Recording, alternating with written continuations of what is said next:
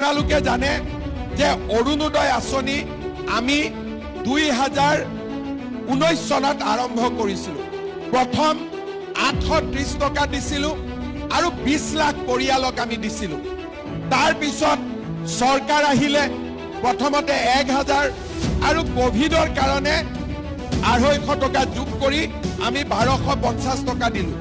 Covid শেষ হৈ গ'ল, কিন্তু কোভিডৰ টকাটো এতিয়াও আমি কাটা নাই, যেনেকৈ আছিল তেনেকৈ থাকিলে।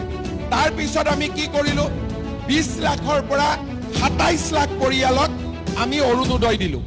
এইবাৰ এই যিটো অৰুণোদয় পষেক চলি আছে, এই পষেকত আমি অৰুণোদয় পোৱা মানুহৰ সংখ্যা 27 লাখৰ পৰা পোনে পোনে 40 লাখলৈকে আমি বৃদ্ধি কৰিম। অৰ্থাৎ যদি ঢকুৱাখানা সমষ্টিত আগতে 22,000 পৰিয়ালে অৰুণোদয় পাইছিল, এতিয়া 29,000 30,000 পৰিয়ালে অৰুণোদয় পাব।